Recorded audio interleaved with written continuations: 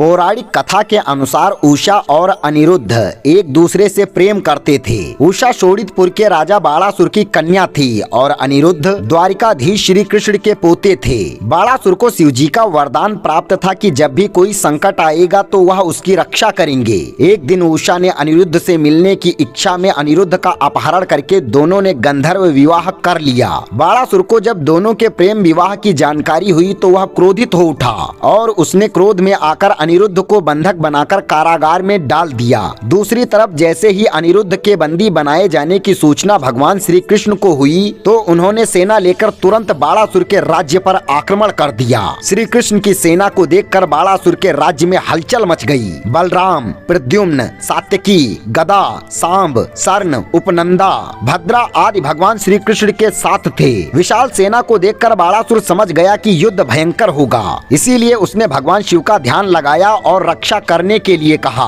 अपने भक्त की प्रार्थना सुनकर भगवान शिव भी रुद्राक्ष, वीरभद्र, कूपकर्ण, कुंभंदा, नंदी, गणेश और कार्तिकेय के साथ प्रकट हुए और बाणासुर को सुरक्षा प्रदान करने का भरोसा दिलाया। भगवान शिव और भगवान श्री कृष्ण की सेना आमने सामने आ गईं। दोनों के बीच भयंकर युद्ध लड़ा गया। किसी की भी सेना कम नहीं पड़ रही थी। युद्ध में देखते ही देखते श्री कृष्ण ने बाणासुर के हजारों सैनिकों को एक ही बार में मौत की नींद सुला दी। इससे बाणासुर परेशान हो गया। शिव जी से बाणासुर ने पुनः प्रार्थना की। इसके बाद शिव जी और श्री कृष्ण के बीच सीधा युद्ध आरंभ हो गया। दोनों तरफ से विध्वंसक अस्त्र शस्त्रों का प्रयोग किया गया। यहाँ तक कि इस युद्ध में शिव ने पाशुपतास्त्र और श्री कृष्ण ने नारायण अस्त्र का प्रयोग किया। इन अस्त्रों से चारों तरफ तेज अग्नि दहकने लगी। इस युद्ध में श्री कृष्ण ने एक ऐसे अस्त्र का प्रयोग किया जिससे भगवान शिव को नींद आ गई। शिव की ऐसी हालत को देख बाणासुर घबरा गया और रणभूमि से भागने लगा।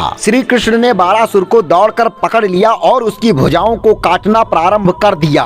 जब बाणासुर की 4 भुजाएं शेष रह गईं, तभी भगवान शिव की नींद खुल गई। बाणासुर की हालत देख शिव जी को क्रोध आ गया और उन्होंने सबसे भयानक अस्त्र शिवज्वर अग्नि चला दिया, जिससे भयंकर ऊर्जा उत्पन्न हुई। चारों तरफ बुखार और अन्य बीमारियां फैलने लगीं। इस शस्त्र का असर समाप्त करने के लिए भगवान श्री कृष्ण को नारायण ज्वर शीत का प्रयोग करना पड़ा। भगवान शिव और श्री कृष्ण के बीच युद्ध में भयंकर अस्त्र शस्त्रों का प्रयोग होता देख देवता घबरा गए। देवताओं को चिंता होने लगी कि इस युद्ध को समाप्त नहीं कराया गया तो संपूर्ण सृष्टि का विनाश हो जाएगा। सभी देवता गण ब्रह्मा जी के पास प्रार्थना लेकर पहुँचे। ब्रह्मा जी ने कहा, इस युद्ध को सिर्फ माँ दुर्गा ही रोक सकती हैं। सभी देवता माँ दुर्गा की स्तुति करने लगे। माँ प्रकट हुई और देवताओं को युद्ध समाप्त करने का आश्वासन दिया। माँ दुर्गा ने भगवान शिव और भगवान श्री कृष्ण को शांत किया। इस प्रकार ये युद्ध समाप्त हुआ। युद्ध समाप्त होने के बाद बाणासुर ने भगवान शिव और भगवान श्री कृष्ण से क्षमा मांगी और अपनी पुत्री उषा को अनिरुद्ध के साथ सहर्ष विदा कर दिया। मित्रों, आशा करता हूँ आपको ये जानकारी अवश्य पसंद आई होगी।